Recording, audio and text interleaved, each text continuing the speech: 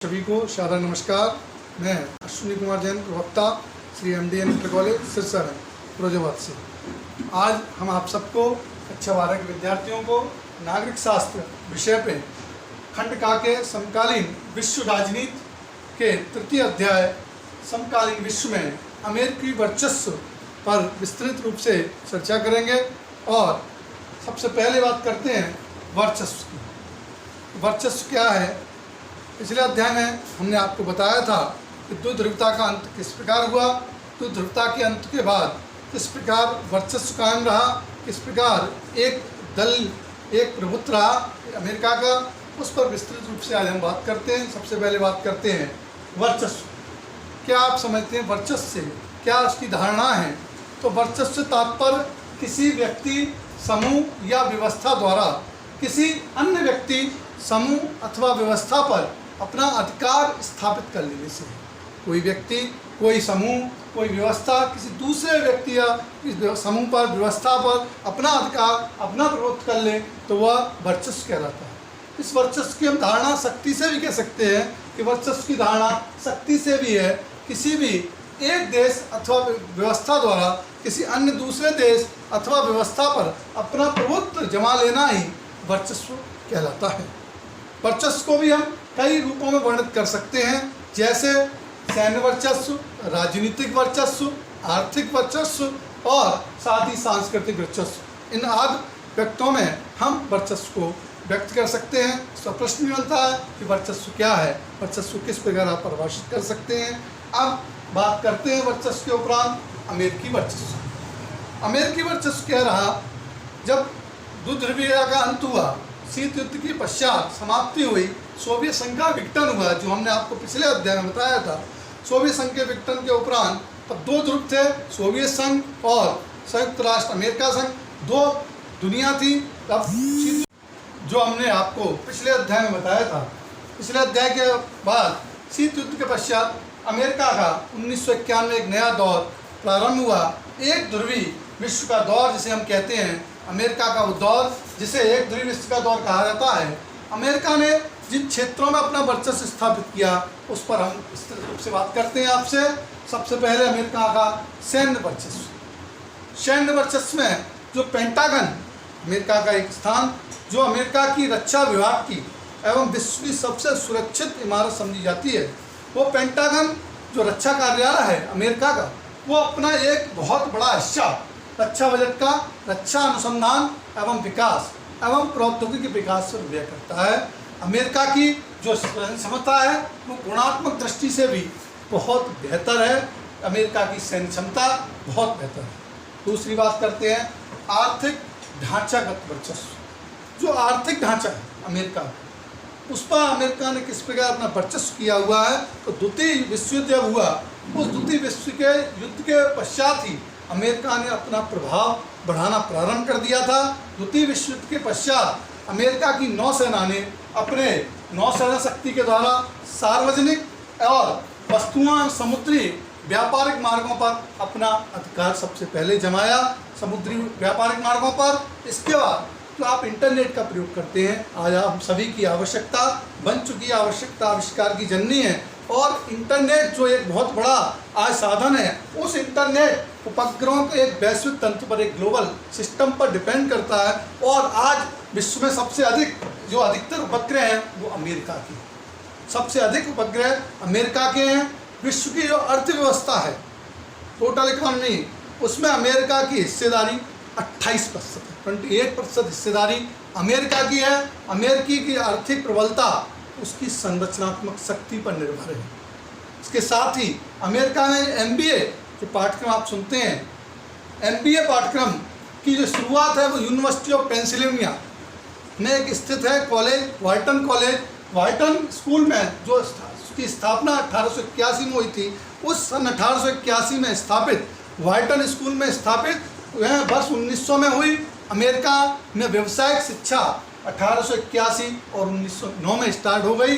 America से बाहर इसका प्रारंभ सन 1950 में हुआ। आज सभी देशों में MBA पाठ्यक्रम की पढ़ाई सभी जगह की जा रही है और सभी आपको इसको स्क्रीनशॉट लेना हो 2 सेकंड का आपके पास समय है, आप स्क्रीनशॉट ले सकते हैं।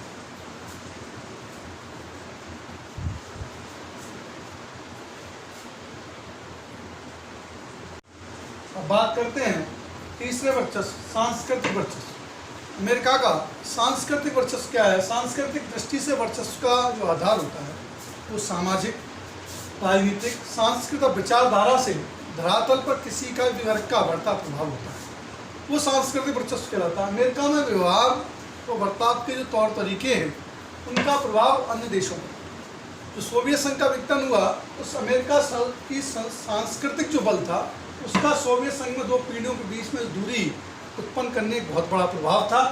अमेरिकी संस्कृति बड़ी ही आकर्षक और प्रभावशाली है, इसी कारण वह शक्तिशाली भी मानी जाती है। और अमेरिका में बात मनवाने का तरीका वो सहमति का है, दबाव का नहीं है। अमेरिका में कोई भी बात मनवानी हो उसका तरीका सहमति का होता है, इसी कारण समाज पर उसका प्रभाव अत्यधिक पड़ता है। विश्व के आज अधिकांश देश अमेरिकी संस्कृति को अपना रहे हैं, जैसे हम उदाहरण स्वरूप जीन्स है, मैकडोनाल्ड है, आज बहुत सारी चीज़ें हैं जिसके लिए अमेरिका की संस्कृति को आज विश्व के अन्य देश भी अपना रहे हैं। ये 3 वर्चस्व मैंने आपको अभी समझाए, अमेरिकी के सैन्य वर्चस्व, आर्थिक वर्चस्व और सांस्कृतिक वर्चस्व। ये प्रश्न भी आपका इसी प्रकार बन सकता है बोर्ड में कि अमेरिका के वर्चस्वों की व्याख्या कीजिए। अब बात करते हैं हम अमेरिकी वर्चस्व के रास्ते में अवरोध। वर्चस्व से तो कुछ अवरोध भी आते हैं, स्वाभाविक बात है। तो अमेरिकी वर्चस्व के रास्ते में क्या क्या अवरोध हैं? तो अमेरिकी वर्चस्व के रास्ते में हम 3 अवरोधों के विषय में आपसे बात करते हैं। पहला अवरोध, प्रथम अवरोध जो स्वयं अमेरिका का संस्थागत ढांचा, जो अमेरिका का ढांचा है वो संस्थागत ढांचा, उस सबसे पहला अवरोधक उसे ही माना जाता है। यहाँ शासन के 3 अंग हैं, उन तीनों अंगों के बीच में शक्तियाँ जो है डिवाइड है, विभाजित है। ये शक्तियाँ कार्यपालिका के अनियंत्रित कार्यों पर अंकुश लगाकर उन्हें नियंत्रित करती हैं। ये प्रथम अवरोधक है, वो अमेरिका का संस्थागत ढांचा है, उनकी शक्तियाँ 3 भागों में डिवाइड हैं, वो उन पर अंकुश लगा सकती हैं, प्रथम अवरोधक। द्वितीय अवरोधक वो अमेरिकी जो राज्य है, अमेरिका जो समाज है, उस समाज की खुली एकदम प्रकृति है। द्वितीय अवरोधक को हम मान सकते हैं कि द्वितीय अवरोधक अमेरिकी समाज की खुली प्रकृति है। तृतीय अवरोधक का कारण लोकतांत्रिक देशों से जुड़ा नाटो संगठन, जो आपको प्रथम अध्याय में बताया गया था, वो लोकतांत्रिक देशों से जुड़ा नाटो संगठन है। यह संगठन भी अमेरिका के वर्चस्व पर काफ़ी हद तक अंकुश लगा सकता है।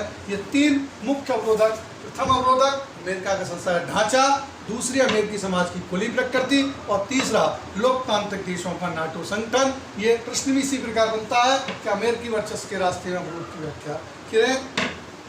बात करते हैं नेक्स्ट टॉपिक पर, अमेरिकी वर्चस्व की वैश्विक घटना। किस प्रकार अमेरिका का वर्चस्व पूरे विश्व में दिखाई देने लगा, उस विश्व की घटना क्या ऐसी घटना रही जिस पर अमेरिका अपना वर्चस्व दिखा सका। तो अमेरिकी वर्चस्व की घटना की बात करते हैं। इराक ने सन 1990 में कुवैत पर अत्याचार करने से अमेरिका एकदम बौखला गया। अमेरिका के बौखलाने से संयुक्त राष्ट्र संघ में अपील की गई। संयुक्त राष्ट्र संघ ने इराक के विरुद्ध बल प्रयोग की अनुमति दे दी, जिससे तत्कालीन उस समय राष्ट्रपति थे अमेरिकी राष्ट्रपति जॉर्ज बुश ने इसको नई व्यवस्था की संज्ञा दी। नई व्यवस्था की संज्ञा देने से संयुक्त राष्ट्र संघ से जब अनुमति अमेरिका को मिल गई, तो संयुक्त राष्ट्र संघ की अनुमति मिलने के बाद, इराक पर हमले की अनुमति के बाद मिलने उपदेश 34 देशों 34 देशों की 6,60,000 सेनाओं ने 17 जनवरी 1991 को इराक पर हमला कर दिया। इराक पर हमला करने से सैन्य अभियान का नाम दिया गया Operation Desert Storm. Operation Desert Storm, इसको हम प्रथम खाड़ी युद्ध भी कहते हैं। इस युद्ध में इराक की हार हुई और काफ़ी हद तक इस अमेरिकी जो हमला हुआ इसको अमेरिकी सैन्य हमला ही मानते थे, क्योंकि इसमें लगभग 75% अमेरिकी सैनिक ही सम्मिलित थे। और इस युद्ध का जो प्रसारण है वो टेलीविजन चैनलों पर किया। टेलीविजन चैनलों क्यों किया कि इस पर टेलीविजन चैनलों की सीधा प्रसारण किया कि इस युद्ध में स्मार्ट बमों का उपयोग हुआ। स्मार्ट बमों का उपयोग होने के कारण इस युद्ध को कंप्यूटर युद्ध भी कहा गया। इस युद्ध से अमेरिका के वर्चस्व की घटना सिद्ध हुई। अमेरिका विश्व में वर्चस्व की ओर बढ़ता नजर आया। और जिस व्यक्ति नोट्स बना जो बच्चे नोट्स बना रहे हैं वो इसका स्क्रीनशॉट 2 सेकंड के लिए ले सकते हैं।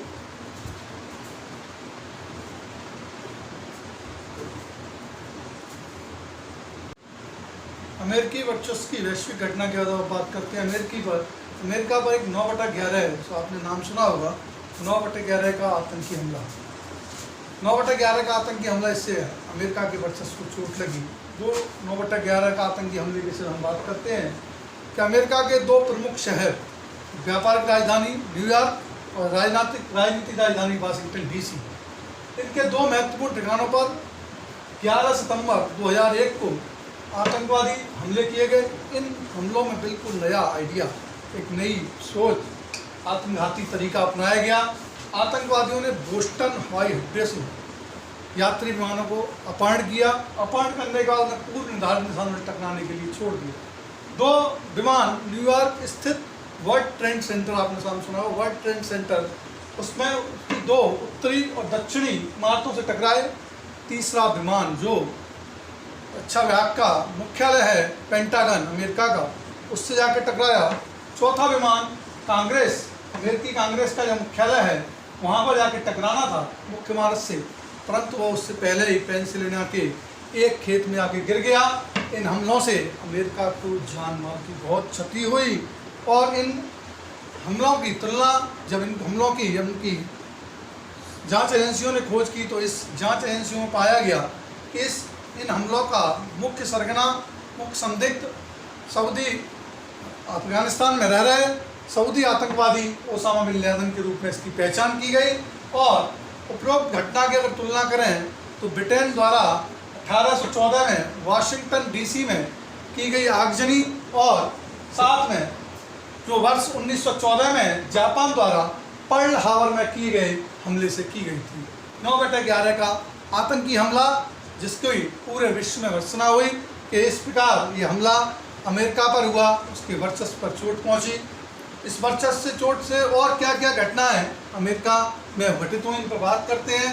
एक, अमेरिका ने ऑपरेशन इराकी फ्रीडम इससे पूर्व चलाया था। ऑपरेशन इराकी फ्रीडम सन 2003 में इसके बाद चलाया गया। ऑपरेशन इराकी फ्रीडम क्या रहा उससे विचार करते हैं, बात करते हैं। ऑपरेशन आप सब नोट करते रहें। ऑपरेशन इराकी फ्रीडम से तात्पर्य उस अभियान से था जिसके अंतर्गत अमेरिका सहित लगभग 40 देशों ने वर्ष 2003 में संयुक्त राष्ट्र संघ की अनुमति के बिना ही इराक पर हमला कर दिया। इससे पूर्व जब हमला किया था इराक पर, तब संयुक्त राष्ट्र संघ की स्वीकृति ली थी, पर इस हमले में संयुक्त राष्ट्र संघ की बिना अनुमति के लगभग 40 देशों ने इराक पर हमला कर दिया। अमेरिका के इस नेतृत्व को कहा गया काउंसिल ऑफ विलिंग्स के नाम से जाना गया और इसका मुख्य उद्देश्य था सामूहिक जनसंहार के हथियारों को बनने से रोकना। ये ऑपरेशन इराकी फ्रीडम का मुख्य उद्देश्य सामूहिक जनसंहार के हथियार को बनने से रोकना था। इस हमले के छुपे हुए उद्देश्य निम्नलिखित भी थे।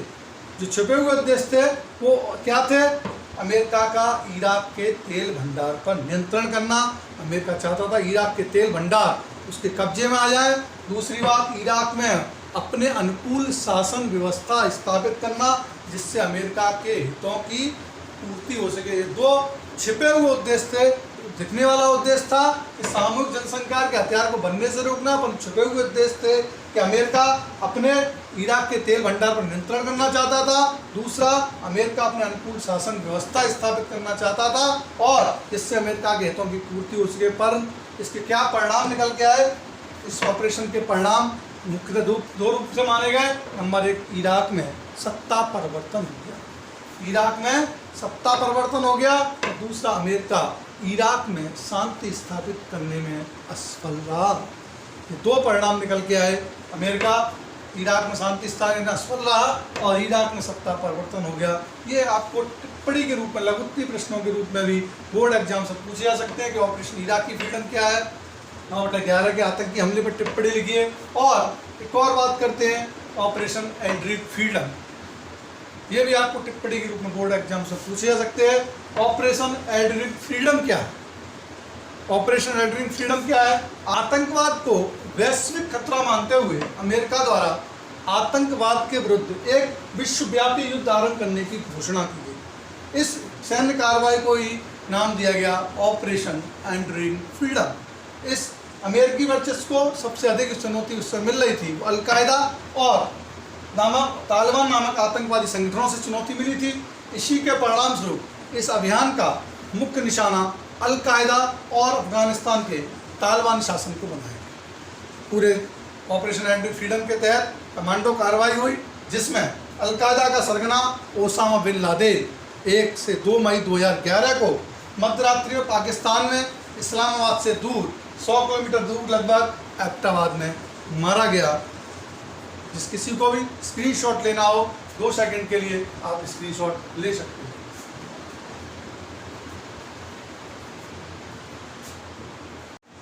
Operation enduring freedom, operation Iraqi freedom आदि मुद्दों से, आदि युद्धों से अमेरिका का वर्चस्व पूरे विश्व में चल रहा है। उस अमेरिकी वर्चस्व को कम करने के लिए कुछ उपाय हो सकते हैं कि नहीं, उस पर बात करते हैं। अमेरिकी वर्चस्व को कम करने के उपाय। अमेरिकी वर्चस्व का मुकाबला करना आज किसी भी देश के लिए संभव नहीं है, सक्षम नहीं है। फिर भी अमेरिकी वर्चस्व को कम करने के लिए विभिन्न रणनीतिकार अपनी बात को कहते हैं। क्या विभिन्न मत हैं उनके? नंबर 1, कुछ विद्वानों का मानना है कि अमेरिकी वर्चस्व का प्रतिकार करना संभव नहीं। जब प्रतिकार करना संभव नहीं तो विद्वान कहते हैं कि अमेरिकी वर्चस्व का प्रतिकार किए बिना उनकी आर्थिक नीतियों और प्रौद्योगिकी हस्तांतरण के द्वारा अमेरिकी वर्चस्व का लाभ लिया जाना चाहिए। कुछ विद्वानों के अनुसार इसका दूसरा मत है, उनका दूसरा विकल्प है कि अलगाववादी नीति। अगर अलगाववादी नीति अर्थात छोटे जो वर्चस्व वाले देश से दूर रहें, जो जिसका वर्चस्व है उस देश से आप दूर हो जाएं, तो अलगाववादी नीति उसे बोलते हैं। अर्थात किंतु यह नीति केवल छोटे देशों के लिए ही लाभकारी है। छोटे देश तो इसको अपना सकते हैं अलगाववाद नीति को, परंतु भारत और चीन जैसे बड़े देशों के लिए इस नीति को अपनाना संभव नहीं है। तीसरी बात करते हैं, कुछ विशेषज्ञों के अनुसार अमेरिका के वर्चस्व का प्रतिकार विभिन्न संस्थान जैसे NGO है, MNC है, मीडिया है और सामाजिक आंदोलन है और साहित्यकार, और उन साहित्यकारों में भी उसमें अमेरिका की जनता आज के माध्यम से एक वैश्विक नेटवर्क तैयार किया जाए जिसमें स्वयं अमेरिकी नागरिक इन्वॉल्व हों, उनके द्वारा ही संभवतः किया जा सकता है।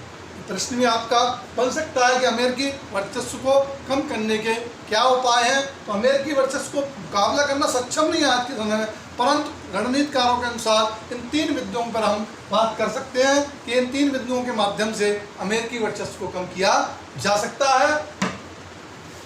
दूसरी बात करते हैं कि जो अमेरिकी वर्चस्व को कम करने की नीति, इसको किस नाम से जाना गया।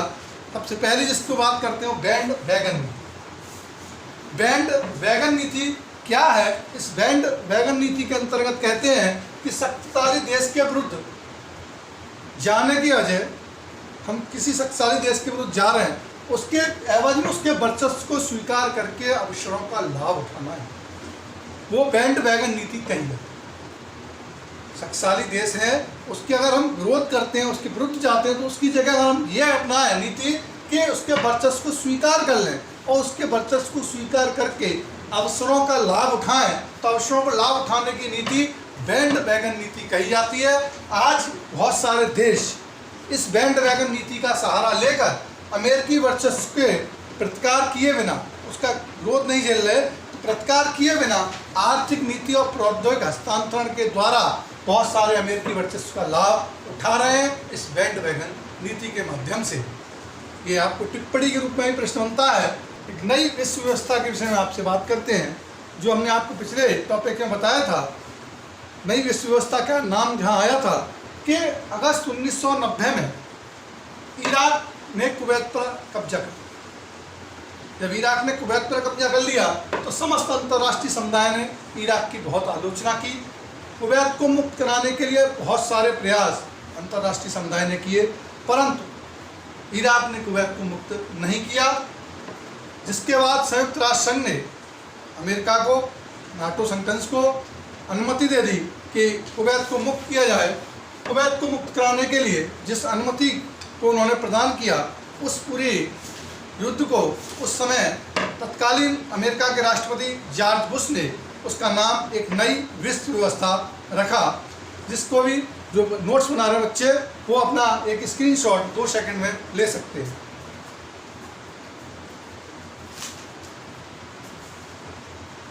विश्व व्यवस्था के बाद हम बात करते हैं मार्शल योजना। मार्शल योजना क्या है?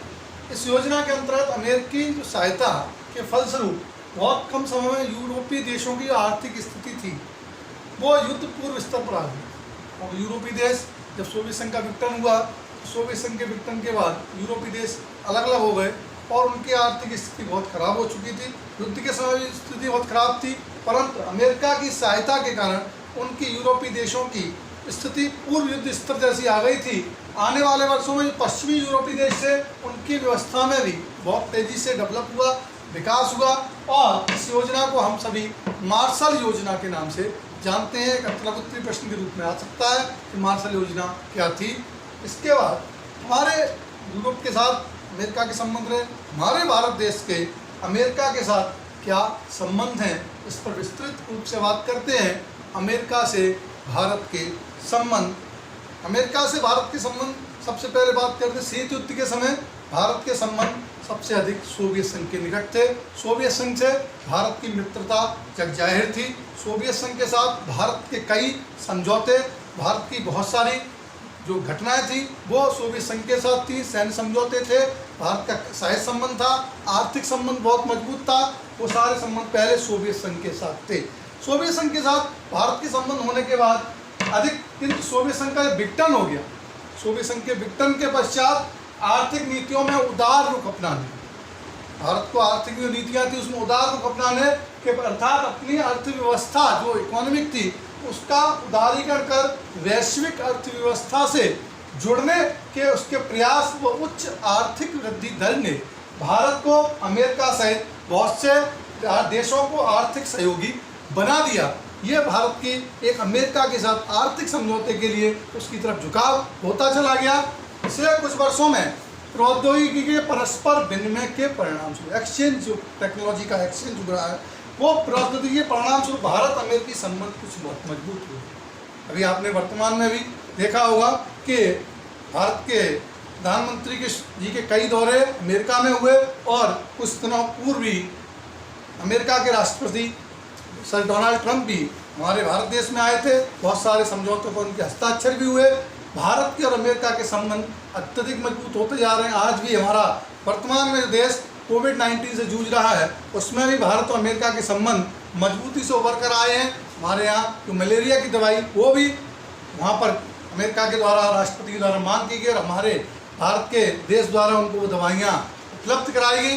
हमारे भारत के संबंध आज अमेरिका से प्रगाढ़ होते जा रहे हैं। इसके तो और कुछ भी कारक हैं जो भारत अमेरिका के संबंधों के रिश्ते को मजबूत करते हैं। उसके कुछ मुख्य कारक क्या है कि भारत अपने सॉफ्टवेयर क्षेत्र का, जो सॉफ्टवेयर का एरिया है भारत का, वो सॉफ्टवेयर क्षेत्र का 65% उत्पाद अमेरिका को निर्यात करता है। सॉफ्टवेयर का जो बहुत बड़ा क्षेत्र है भारतीय, वो 65% अमेरिका को भारत निर्यात करता है। साथ में अमेरिकी जो कंपनी बोइंग है, अमेरिकी कंपनी बोइंग के 35% कर्मचारी वो भारतीय हैं। लगभग 3 लाख भारतीय सिलिकॉन वैली में कार्य करते हैं। बहुत बड़ा इफेक्ट है भारत के अमेरिका के साथ संबंध का।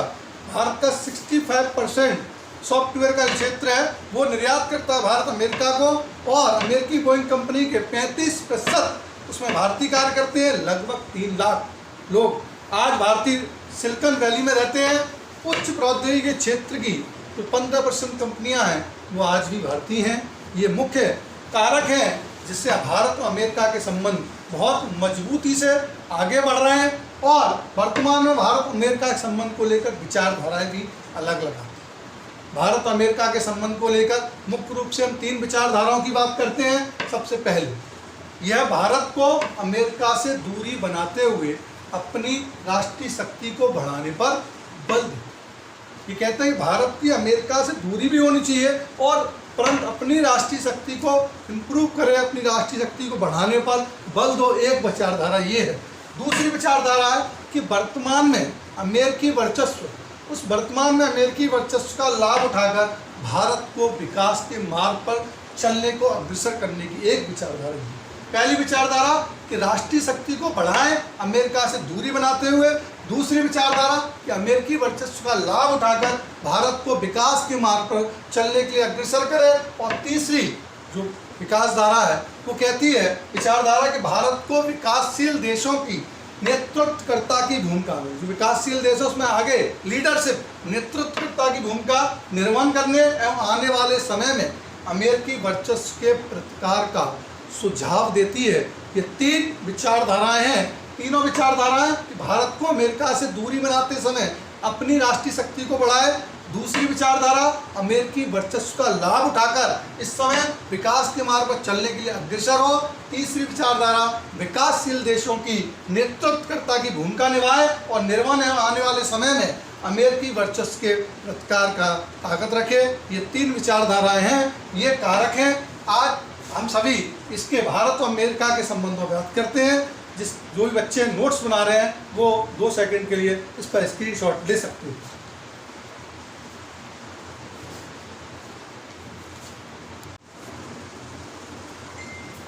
जॉर्ज बुश के उपरांत क्लिंटन का दौर आया।